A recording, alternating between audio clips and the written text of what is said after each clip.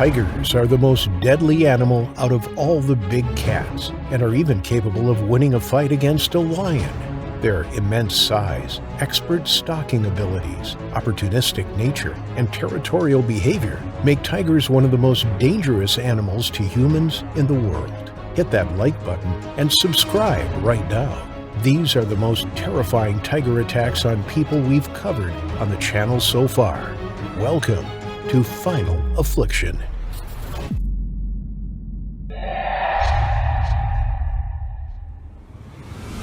Sultan Bathery, India is a place that's got an unusual mix of both the old and the new, ancient and modern. Cut into the wild jungle are patches of farmland, little towns bustling with people, and even temples built hundreds of years ago by ancestors that no one can name anymore. In one of these little patches lived Thadathil Prajesh on his dairy farm. He'd inherited the business from his father, as his father did before him, and he liked his hard-working yet simple life very much. It was just far enough out of reach that the busy lives of the townspeople didn't bother him, and his quiet little family too much. Here was where Thadathil woke up to the surrounding wilderness where he was born 36 years ago. He'd spent his childhood working on the farm and playing in the trees and the waterfalls within walking distance from his house, the same house that he was now raising his own children in. He woke up every morning to the sounds of the cows in the pen and the birds out in the wild. Every morning, he got into his Jeep and drove out to do the morning chores while his wife prepared breakfast. Then, at around noon, he returned for lunch before heading out to the very edge of the farm. And there he spent the next hour or two of his day cutting down grass for his cows. He loaded his Jeep until it nearly overflowed. The grass kept the cows occupied until the next morning, until he started the ritual all over again. It was the 9th of December, 2023, and Thadathil went about his morning routine like he did every day before. His wife woke him with a cup of hot chai, and by the time she'd started cooking breakfast while nursing a fussy and teething baby, he was already starting up the Jeep. After the busy morning was behind him, he returned home for lunch and enjoyed a few minutes with his children, making the baby laugh and teaching his two older boys how to make slingshots out of some rubber cut from an old tire and a few good Y-shaped branches that he cut down for them. He left the boys to their target practice and set out in his trusty Jeep again to go and collect his herd's fodder.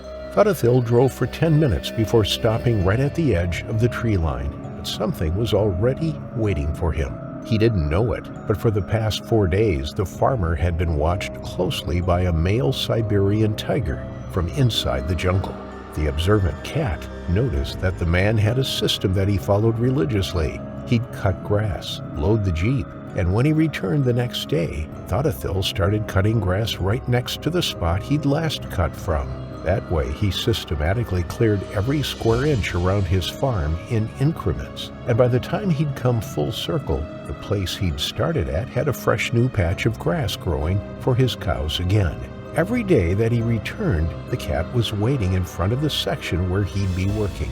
And sure enough, like clockwork, Thadathil arrived and cleared a few feet of growth with his scythe, right in front of the tiger watching from the trees. After clearing some growth, he sat down with his back to the trees and started making bundles that he tied with blades of grass before loading them into the back of his Jeep. The predator waited until the man placed the scythe on top of the vehicle. The animal wasn't stupid. It knew very well that this seemingly primitive tool was incredibly dangerous. If that long blade could slice through grass and bush as smoothly as it did, it would slice through a living animal too. So it waited patiently until the potential weapon was well out of the human's reach before it started to slink out of the bushes from where it was hiding.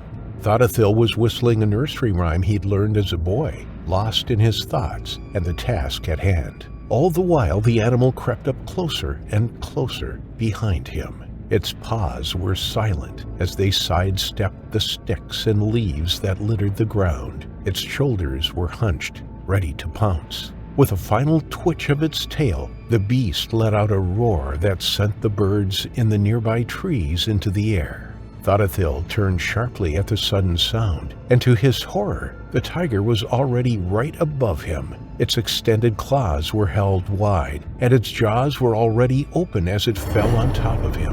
Thothathil was pounded onto his back, and the pair of them skidded over the ground, leaving a groove in the earth as they went. The beast was aiming for his throat, but Thothathil turned around just as it landed on him, so its teeth sank into the man's face instead. Vicious and frenzied, the animal shook its prey. Thothathil screamed as his skin was torn from his skull. One of the tiger's claws was tearing through his back, and the other was hooked into the space between his shoulder and neck. Desperately, Thothathil clawed at the massive animal on top of him, but all his hands managed to get a hold of were clumps of orange and black fur.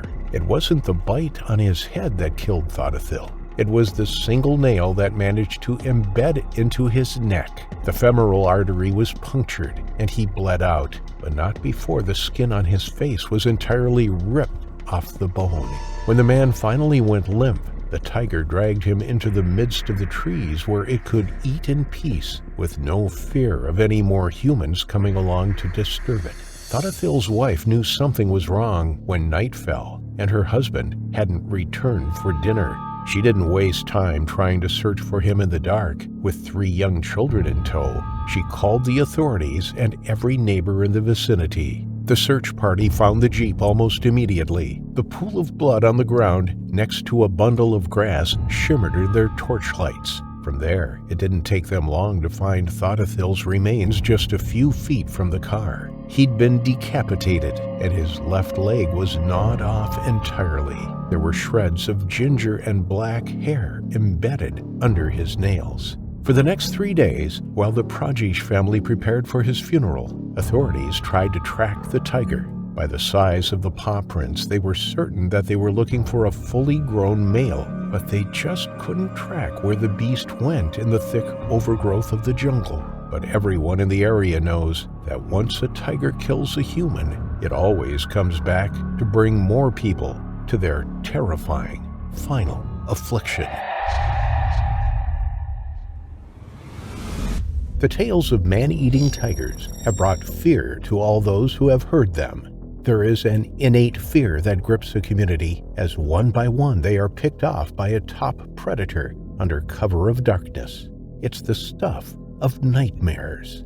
Even today, plenty of rural communities in India and Southeast Asia are under threat of tiger attacks.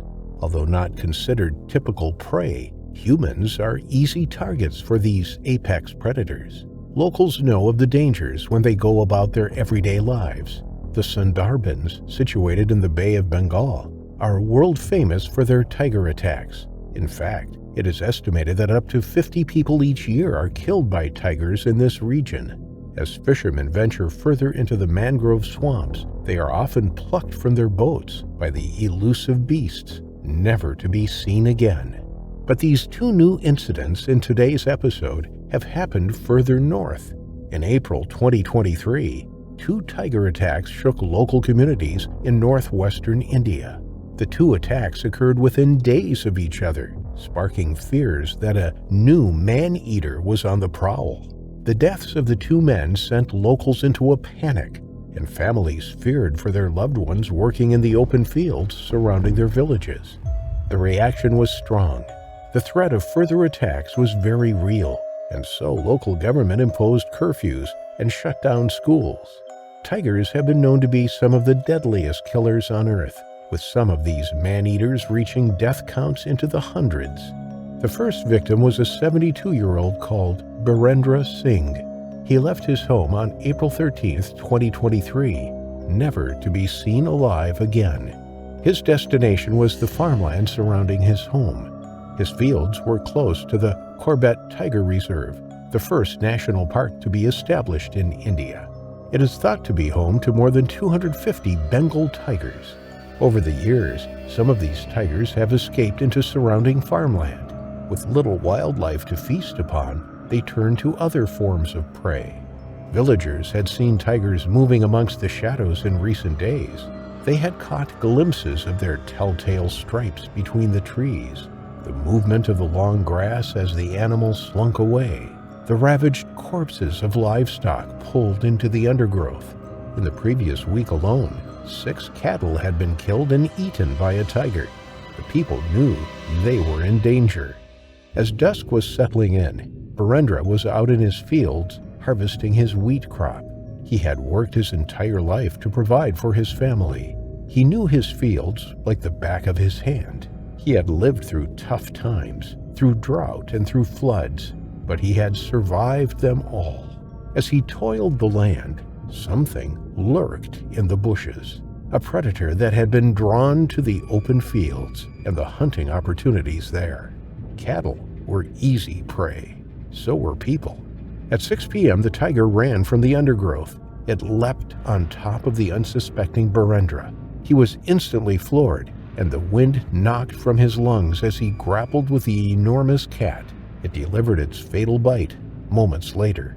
The 72-year-old was dead. He hadn't stood a chance. He had died alone and at work. Nobody heard his cries. Nobody came to his rescue. The tiger dragged his limp body into the surrounding woodland to eat at its leisure. Villagers grew worried when Birendra didn't return home that evening. Armed with burning torches, they began to search the farmland. They knew something must have happened to him. He never stayed out past daylight hours. It was too dangerous. After searching for 2 hours, they found a disturbed patch of earth, the trail of flattened vegetation that led into the bushes. Lowering their burning branches to the ground, the flames illuminated the remains of Birendra. By the flickering light, they could see that his head had been partially eaten. His injuries were reminiscent of a tiger attack. The man's death sent shockwaves through the local community, but that wasn't to be the end of it. There was more to come. Just 3 days later, another attack occurred in a neighboring village, also in close proximity to the Corbett Tiger Reserve. Ranveer Singh Negi hadn't been answering his phone calls. His family grew worried about the 75-year-old's whereabouts. He lived alone at his home in Simli village in the Kalagarth Forest Division. When he didn't respond for 2 days, his family called villagers to check on him. Dutifully, they inspected his property. Ranveer was nowhere to be seen. But then they spotted something that made them freeze in their tracks. There was a trail of blood just yards from his house. The villagers followed the trail until it led them to some bushes 160 yards away. Carefully, they pulled back the branches and peered inside. There, lying on the ground, was the severely mauled body of Ranveer. Almost half of his entire body had been eaten. It was clear that it had been a tiger attack. A silent, deadly predator was lurking amongst them, one which could take a man without anyone knowing about it, killing a person with one fatal bite to the neck. There were no screams. Nobody had heard a commotion, and yet the 75-year-old had been taken just yards from his home. With the fear that a man-eater was on the loose, officials started to take action. People were advised not to enter the woodland or go out alone. The local district magistrate imposed a strict curfew on 25 villages in the area. Nobody was allowed out of their homes between 7 p.m. and 6 a.m. every day, the 11 hours of darkness during which tigers are most likely to hunt. But people still had work to do. They still needed to venture into the forests to find fodder for their livestock. Without it, their animals would die. Without them, so would they. The Animal Husbandry Department began leaving animal fodder on people's doorsteps to prevent the need for them to forage in the surrounding woodland. It isn't the first time a tiger has escaped from the reserve. Only the year before, 2 friends were motorcycling along a road when a tiger leapt from the bushes. It grabbed one of the men mid-air and dragged him off, never to be seen again. The next of kin of those killed were given financial compensation. This is something that is common throughout India when a tiger strikes. But no one can rest knowing there is a potential man-eater prowling their villages. In the past, there have been occasions when tigers have ventured into people's homes, taking them from their beds as they slept. Nobody was safe. Nowhere was safe. Wildlife officials set up a cage in one of the villages. with the attempt to catch the tiger. After a few days, they caught one and tranquilized it before returning it to the reserve. But there were still sightings in the farmland surrounding the villages. 3 additional cages were set up in Dala and Simli villages where the 2 men were killed. 20 camera traps were put out in the area. The hunt for the loose tiger or tigers was on. The question on everyone's lips was, could they catch the tiger before it struck again? Kuta Ulis Karanth, a zoologist and tiger expert, has spent more than 30 years in the field studying tigers. He has seen hundreds of them up close during this time, and nearly all of them slink away at the first whiff of a human. They are fearful of people, but for a few rogue individuals, they have, for some reason or another, lost that fear. Some that take an opportunity to hunt humans can develop a taste for human blood. They actively seek out people, and these become known as man-eaters, the most feared of their kind. If it's the same tiger responsible for these 2 attacks, could it be heading towards man-eater status? Has it developed a taste for human blood? At the time of the making of this video, the investigation is still ongoing. The tiger or tigers responsible for the 2 men's death is still on the loose. There is no stopping a man-eater once it has turned to humans. The only way to deal with one is to kill it before it does the same to you, bringing another victim to their horrifying final affliction.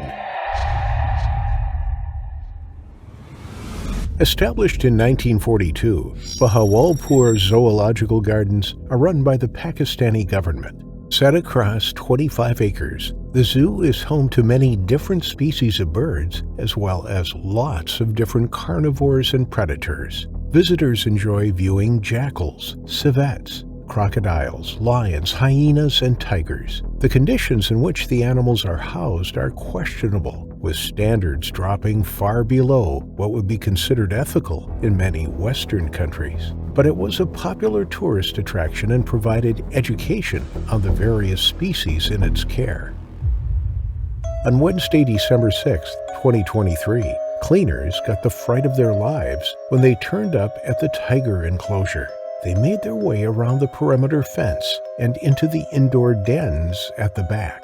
Inside, they could see the 3 tigers, but there was something sticking out of one of the tiger's mouths. When the animal turned its head fully to look at the cleaning staff, they realized that it was a shoe. It was a worrying sight, but perhaps a visitor had tossed it into the enclosure. Moments later, they came across a gruesome discovery. Lying on the hard brown mud was a body. It wasn't moving and clearly had some serious injuries to its lower half. Immediately, emergency services were called and the zoo was shut down. But as the investigation got underway, what appeared to be an open and shut case turned out to be something of a mystery. The body belonged to that of 28-year-old Muhammad Bilawal from Greentown in Lahore. Given the condition of the body, it was assumed that he had died the previous evening. His father, Dr. Muhammad Javed, was informed of the terrible tragedy and began to make his way to Bahawalpur, more than 250 miles away from his home in Lahore. As investigators turned up at the site, the tigers were locked away in a secure section of the enclosure. Muhammad's body was badly mauled at the legs. It appeared that he had died from blood loss, and as news of the death got out, there was speculation. Rumors spread claiming that Muhammad was a drug addict and that he had altercations with law enforcement multiple times before. The media painted a picture of a disturbed young man and described him as a lunatic who had clearly jumped into the tiger enclosure. The zoo blamed the victim for the tragedy, stating that he had forced his way into the zoo, likely over an external wall, and had then climbed onto the top of the tiger house before jumping down onto the ground. If he was, then maybe he was hallucinating or was exceptionally bold, believing that he could take on not 1 but 3 Bengal tigers by himself. Having an intruder in their enclosure immediately triggered an attack for the tigers. They typically leap onto their prey using their weight and powerful front legs to bring it to the ground. After delivering a fatal bite to the neck and subduing their prey, they can then eat at their leisure. No information has been published regarding the nature of Muhammad's death. Only mention of his severely mauled legs made the press, suggesting that he died from blood loss rather than asphyxiation. But when Muhammad's father, Dr. Muhammad Javed, heard the rumors flying around about his son, he spoke out. The media had reported that he himself had claimed that Muhammad was a drug addict, but Muhammad's father had never said any of that. Somebody else had made up the story, probably in an attempt to protect the zoo from taking the blame for the incident. When interviewed over the telephone by the Express Tribune newspaper, Dr. Javed denied ever speaking to any media outlet since his son's death. Instead of the claims circulating in the local and national newspapers, he claimed that his son was a bright young man who was never addicted to and who was never in trouble with the law. Another false allegation was that he had identified his son's body. The news reported that he had arrived at the scene and declared that the deceased was indeed Muhammad. But again, that was a blatant lie, as Dr. Javed had not yet arrived at the location when these claims were made. The identification came from an ID card found by zoo staff inside one of Muhammad's pockets. If Muhammad wasn't the lunatic the media and local government made him out to be, then what was he doing inside the zoo after closing time? And how did he get into the tiger enclosure? Zoo staff and lead investigators scoured CCTV footage of the zoo, but there was no evidence of Muhammad on the screens. They couldn't tell how he had even entered the zoo, let alone the tiger enclosure. Investigators needed to determine whether the zoo was at fault or if this was an isolated incident from a determined and traumatized young man. It seemed the zoo were hell-bent on trying to protect themselves by ensuring people believed that Muhammad deliberately put himself in harm's way, and no amount of fencing or high walls were going to stop him.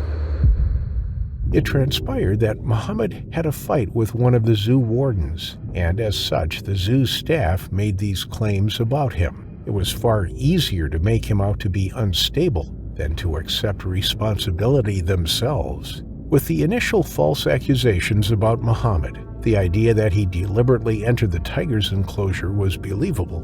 But now, knowing that these were false allegations, something else must have happened. His father believed that he slipped from the roof of the tiger house, landing heavily into their enclosure. His fall didn't go unnoticed by the tigers, and they immediately ran at him. As they circled the man, they swiped with their paws as Muhammad tried to get to his feet. But every time he almost stood up, he was knocked back down again. Then one of the tigers grabbed his leg in its jaws, and the others bit him repeatedly. Muhammad would have put up a fight, kicking with his legs and trying to break free. His screams for help went unanswered as the zoo was locked up for the night. He knew he was in trouble. He knew this was the end.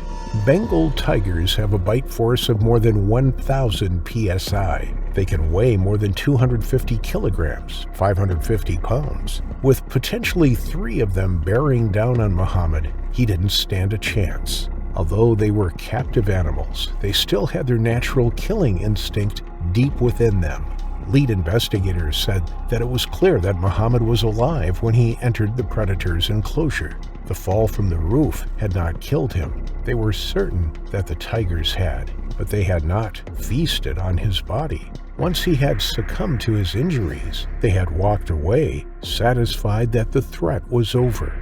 However, the question still remains. What was he doing on the roof of the tiger den when he slipped into the enclosure in the first place? His father thinks that perhaps he was searching for a way out of the zoo. But if that is the case, it is not known why he was in the zoo after closing time. To try to establish the facts, the commissioner of Bahawalpur formed a 5-member fact-finding committee. The aim of the committee was to assess the break-in, the victim's motivation, and any security flaws the zoo were responsible for. Investigators accessed the tiger den, climbing onto the roof to look for evidence. So far, nothing has been published detailing exactly what happened to the 28-year-old. Although wild tiger attacks are relatively common in neighboring India, especially in the Sundarbans, there are no wild tigers in Pakistan. But animals held in captivity around the world still pose a threat to those who work with them. Just days before Muhammad's accident, a zookeeper was mauled to death by a captive black bear over the border in India's Indira Gandhi Zoological Park when the night den doors were accidentally left open. Although Muhammad's parents still had many questions over their son's death, they did not file a lawsuit against the zoo. We may never know exactly what happened to Muhammad Bilawal, but his loss will be felt by all those who loved him. No matter how real his fate was, no one can truly imagine such a terrifying final affliction. Huntingdonshire, England, is the last place that you'd think of to find exotic animals like cheetahs, tigers, monkeys, and raccoons. But Hamerton Zoo Park's been operational since 1990. When Rosa King first showed an interest in the animal kingdom when she was a little girl, this was the closest place her mother could find to satiate the girl's hunger for knowledge. And that was the start of a budding career for Rosa. Every holiday, she'd beg her mother to take her back. And when she got older, Rosa would save up her allowance and take the train to Huntingdonshire to stare through the glass enclosures and walk by the fenced housing a dozen times in a single day. Predictably, Rosa studied zoology, and by the time she was hired as a zookeeper at Hamerton Zoo Park, the staff already knew her by name. It didn't even feel like starting a new job. Rosa just slipped in, like she was part of the family already. And that's where she worked for the next 13 years, while she continued to rack up the degrees and diplomas in her field in her spare time. In 2014, Rosa spent 2 years redesigning the larger animals' enclosures. She spearheaded the project, her heart set on making the animals' living spaces as large and interactive as the grounds could possibly hold, and to engineer a system that was as safe as it could possibly be made for the human handlers that cared for the sometimes ferocious creatures that they loved so much. Rosa's ingenuity created a smart system of gates that allowed animals to eat in a separate enclosure built into their cages. When the gate closed behind the animal, who was happily gobbling down a meal, zookeepers could safely enter the cage to clean, maintain, and drop off toys and other odds and ends needed for that particular day. Rosa's new system was so effective that it has since been adopted by almost every zoo and park meant for viewing across the globe.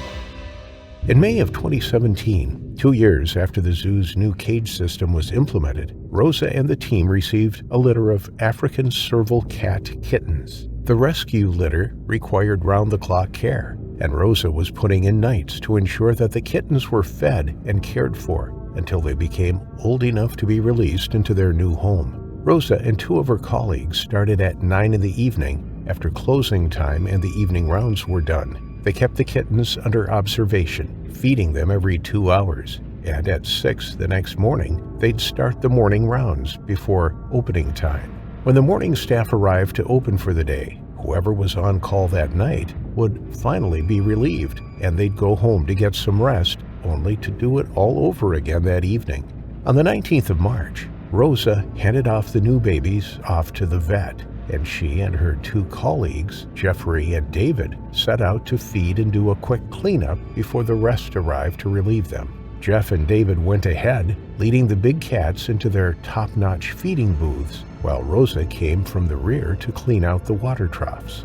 Jeff deposited chunks of steak into Sisip, the Malaysian tiger's food tray, kicking the latch door closed behind him as the tiger entered its safe holding. But Jeff's eyes were not on the door, and he only heard the telltale metallic clang behind him and assumed that it snapped shut like it always did.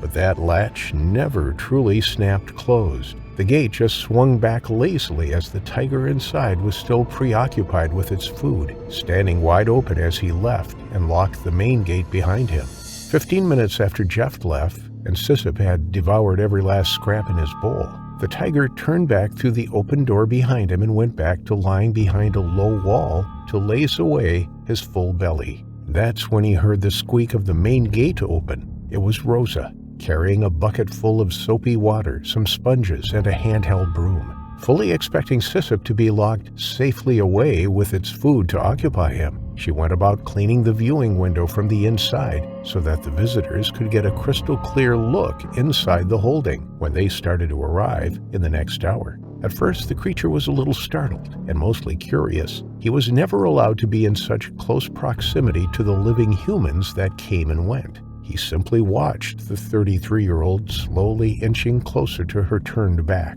It took only minutes for him to go from curious onlooker to full-on stalker. Sissip was every bit a hunter. Life in captivity couldn't change that ingrained natural instinct. He smelled Rosa's heat, her blood, her life.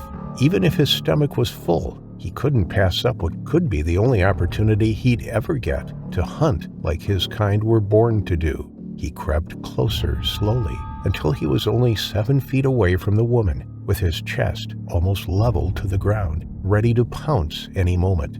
Rosa, still oblivious to the salivating creature behind her, caught something that made her blood run cold. In her peripheral vision, she happened to catch the open gate. Even as her head turned to look at the gate, her feet already started moving toward the exit.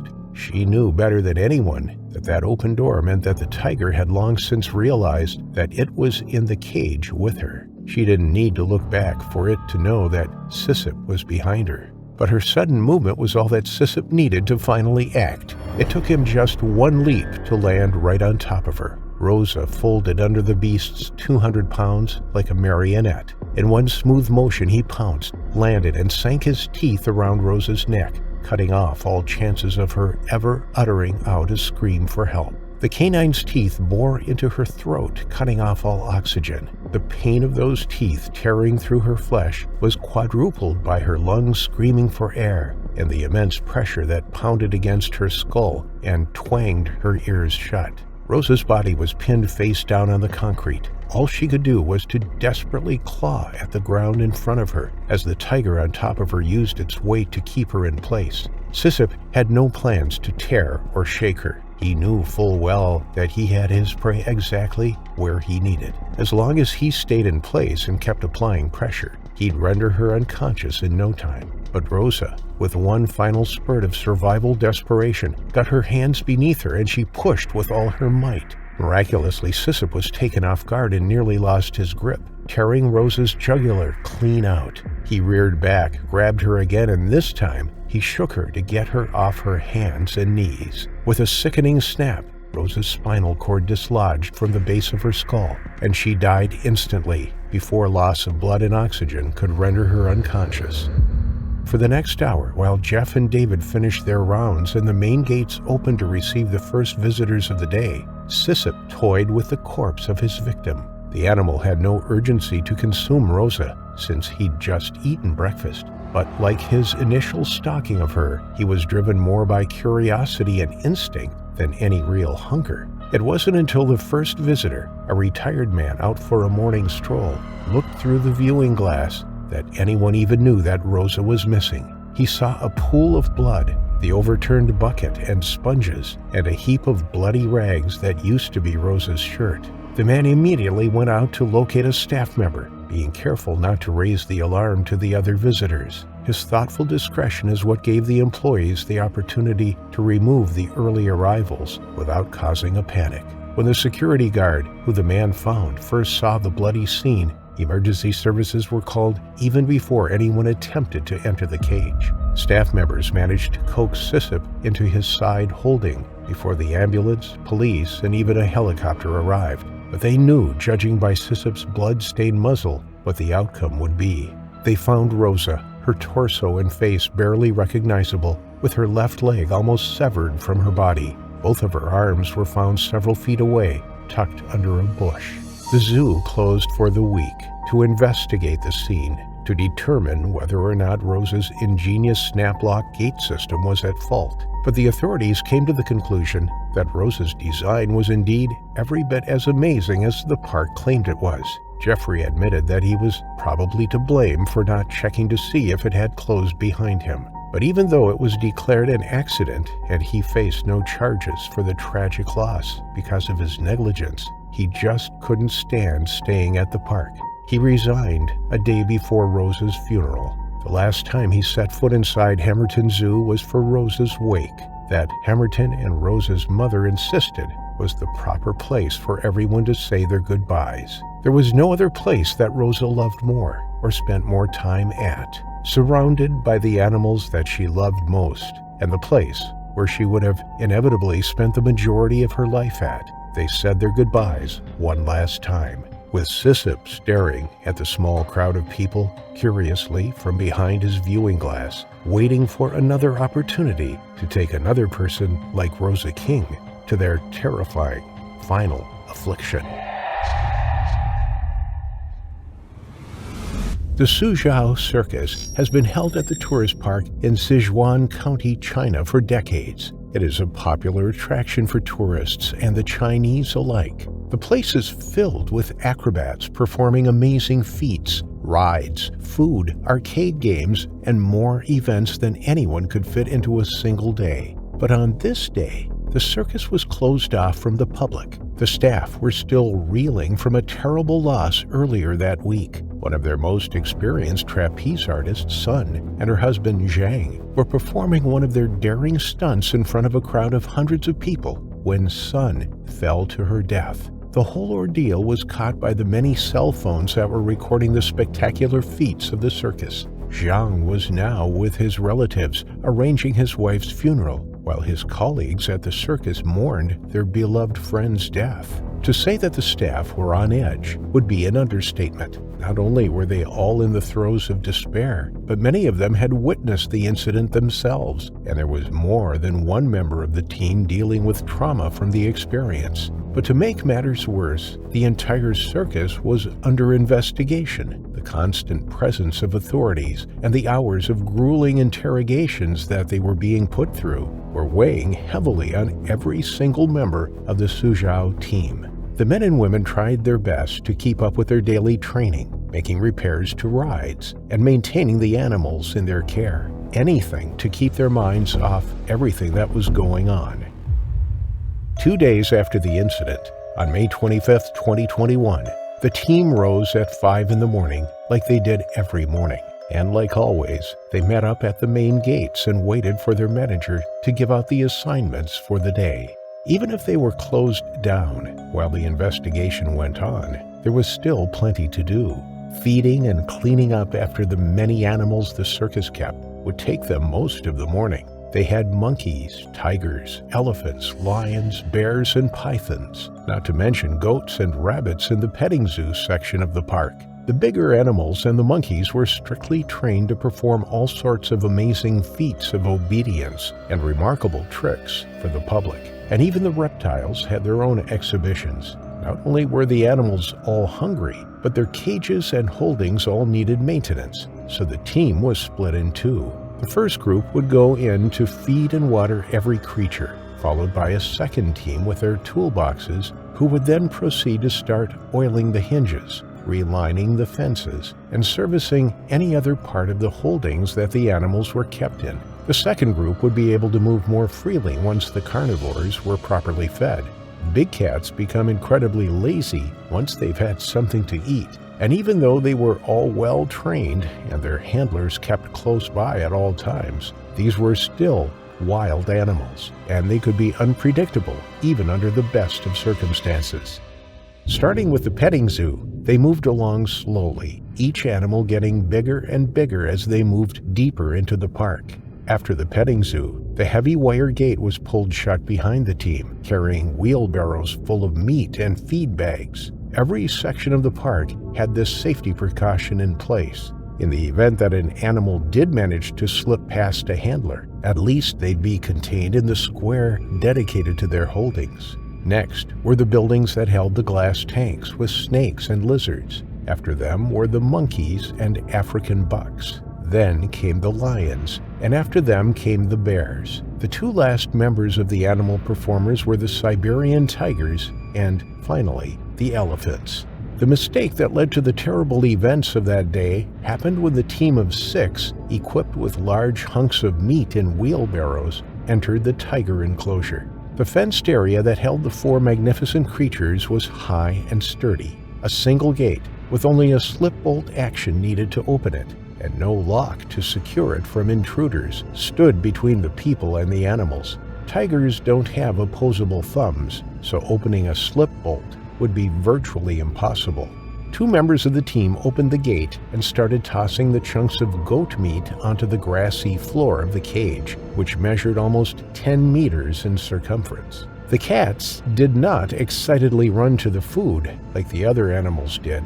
Instead, they watched the group intently, waiting for them to leave before they went forward to eat. The big cats are observant, much more so than humans give them credit for. 2 of the creatures noticed that the last man to leave was not looking down at his hands when he pulled the bolt shut. The metallic bar missed the hole by a few centimeters and instead pulled out into empty air. The gate looked shut to the distracted keepers, but just a small gust of wind would be enough to swing it wide open. 2 of the predators went forward to eat their share of their food, but the other 2, who had noticed the crew's mistake, remained laying in the grass where they were. They knew from years of habit and schedule that the humans would go to the elephants next, only to return a few minutes later. After they passed, the tigers would be left alone for the rest of the morning, and sure enough, 6 men and women walked back past them less than 10 minutes later. When the 6 staff members were finally done feeding every animal all the way to the end of the massive property, the maintenance team arrived. As the felines moved toward the gate, the bravest of the 2, a 4-year-old male, started to nervously sniff at the gate, but he backed off when the separating gate a few feet away swung open and 3 men stepped in, carrying their toolboxes and cans of lubricating oil. Momentarily confused about this break in the usual schedule, the 2 stepped back and took in the scene before they decided to act. The men paid the tigers no mind. They were heading toward the elephants at the back. Yang Yai, a 51-year-old man who had been working for the circus for over 20 years, was one of the 3 men that walked in that fateful day. He carried a toolbox in one hand, and he was lighting a cigarette with the other. He was fumbling to get his lighter back in his pocket as he was walking when he dropped the case. His tools spread across the cobblestoned walkway, and he swore loudly. His colleagues laughed good-naturedly at his blunder, and he waved them away, telling them that he'd catch up once he got all of his tools picked up.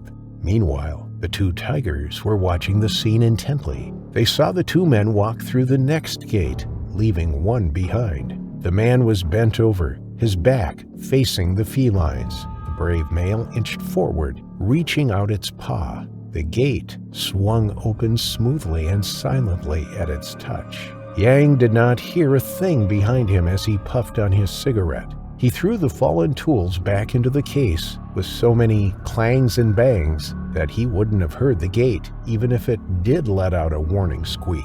Slowly, the male crept forward, the older female right behind him. Both of them were low to the ground, their shoulders shimmying as they stalked the oblivious man. Neither of them had ever set foot in the wild in their entire lives, but instinct told their hungry bellies exactly what to do. They came closer and closer. Just then, one of Yang's companions looked over his shoulder, through the gate that separated them from the tiger holding. Immediately, he started screaming at Yang when he saw the stalking cats just a few feet behind him. Yang's head snapped back just as the male leaped through the air, its nails drawn and its mouth open wide. Without missing a beat, Yang whipped the hammer in his hand around. He hit the beast's claws so hard that its entire body was thrown off course. Spinning like some bizarre screeching doll, the animal crashed to the ground. But it barely hit the earth when the female behind it sprang into action herself. She launched herself at Yang, and this time he wasn't as quick as before. Yang was crouched on the ground as the animal landed on him from above. She sank her claws into his skull and shoulder, her teeth biting down right into his face. Now Yang was screaming, wildly swinging the hammer, desperate to hit some part of the ferociously clawing and biting creature. The men behind him were trapped behind the fence. If they dared open the gate, they'd have all 4 tigers on top of them. They called in for help over the radio, screaming so hysterically that the rest of the team could only make out that there were tigers loose. Every inhabitant of the park ran to the enclosure, and the police, who had just arrived for that day's set of interviews, were right behind them with their guns drawn. The situation with Yang had deteriorated drastically in the seconds it took to radio for help. The tiger was still pinned to his face, and the young male had regained its footing. It jumped back into the attack, grabbing hold of one of Yang's flailing legs. In a macabre tug-of-war, the tigers pulled and tore at the screaming man. The female's claws sliced into muscle and flesh, tearing away at the skin on his shoulder. Her other paw wrapped around his forehead, and one of her claws found an eye socket and tore his eyeball clear out of his skull, partially scalping him in the process. That's when Yang blacked out. The combination of blood loss, shock, pain, and pure terror was just too much for his system to deal with. And when his body went limp, the pair of wild animals continued to rip and tear at him with renewed urgency. When the police and the rest of the circus employees arrived at the gate, the lions and bears behind them were beating against their cages, roaring and bawling. The iron stench of blood in the air had them all in a frenzy. The police pushed the staff members aside.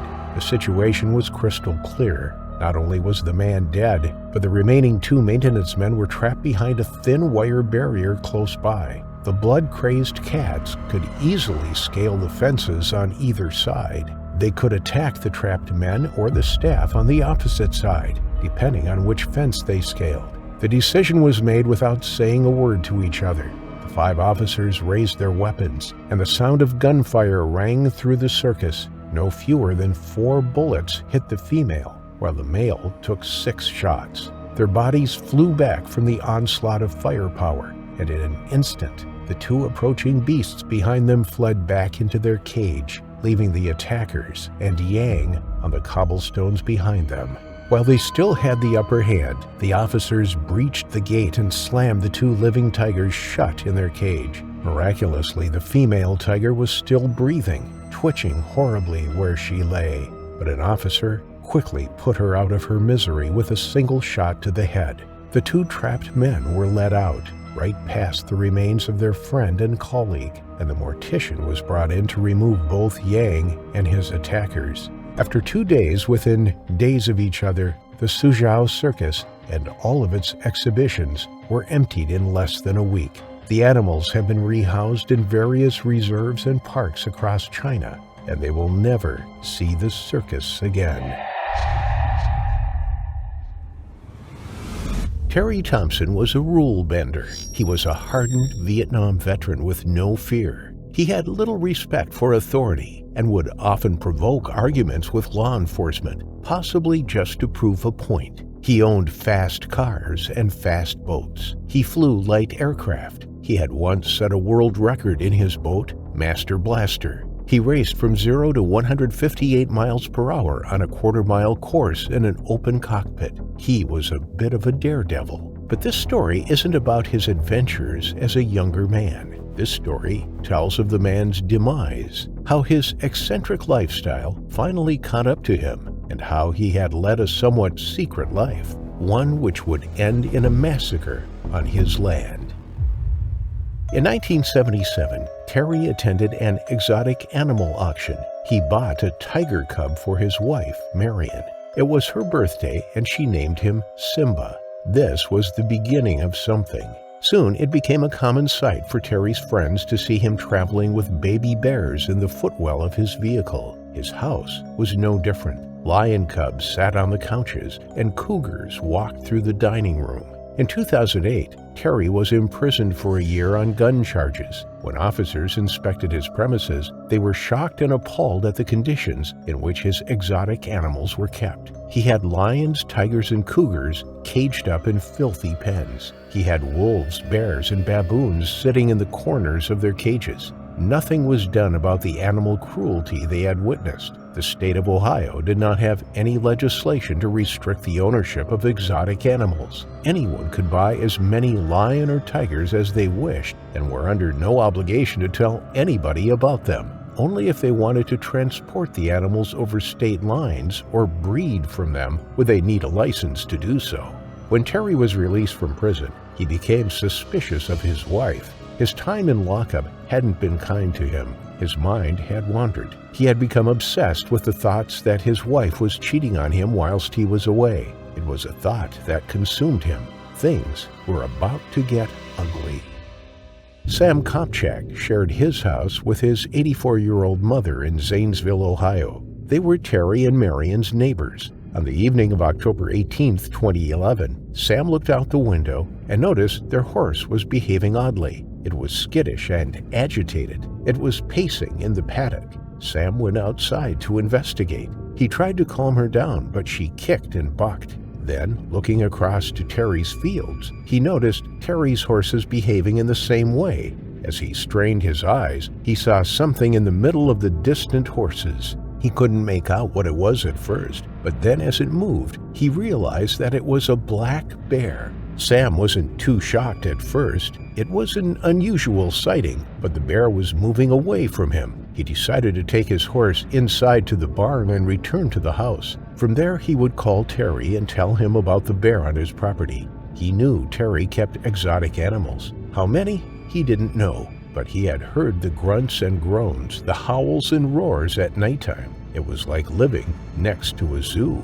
Sam had barely made it 3 paces towards the barn when he spotted something that made him stop in his tracks. His heart thundered in his chest as he froze to the spot. Through the fence, just feet from where he stood, was an enormous African lion, a male with an impressive mane, staring through the slats in the fence at him. Sam held his breath. He knew one wrong move and the lion could be onto him. The fence was low enough for an adult lion to leap over. As calmly as he could, he briskly walked his horse to the barn and locked the doors. From there, he phoned his mother. She was sitting in front of the TV less than 100 yards away inside their house. Upon hearing the news, she decided to call Terry. She assumed that the bear and lion had escaped from their cages. The phone rang, but there was no answer. She then dialed 911. It was a call that was to start a chain of events. 911. Yes, this is Copejock on Copejock Road, and we live next to Terry Thompson, and there's a bear and a lion out. There's a bear and a lion out? Yeah, right up behind us. As Sam remained trapped in the barn, he peered out through the windows. To his shock, he saw a wolf emerge beside the fence, then another bear, a lioness, and an enormous tiger. He was surrounded. There was no way he was going to leave that barn. He secured the doors and windows and stayed as quiet as possible. He knew if they wanted to, any one of those predators could break through the doors or windows and take him. He watched in disbelief as the tiger snarled and began chasing the horses. Police Deputy Jonathan Murray received the call on the radio of a bear and lion running loose on Terry's land. He drove his car towards the residence and knocked on the front door. As he did so, he spotted a wolf running off down the track towards the town. He ran back to his car and followed it. When it turned towards a house, Jonathan climbed out of his car and followed on foot. He had with him his rifle. As he pursued the wolf, the order came through on the radio to put it down. It posed too much danger to the public. When Jonathan had a clear line of sight, he took the shot. The wolf fell to the ground instantly. It was dead. His radio crackled back into life. His colleagues had arrived at Terry's property and now had a lion cornered.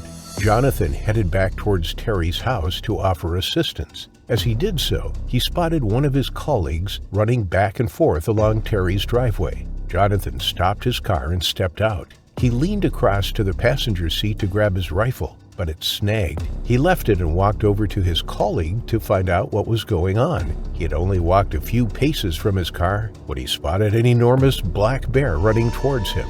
It had taken him completely by surprise. He couldn't get back to his car in time. He couldn't reach his rifle. With his heart in his mouth, he grabbed the only weapon he had, his sidearm, a .40 caliber Glock 22. Not the sort of gun you want to use against a 350-pound bear, but he didn't have a choice. He immediately raised his weapon and aimed at the bear. He fired the shot and, miraculously, the bear toppled and fell. It landed 7 feet from Jonathan. He breathed a sigh of relief.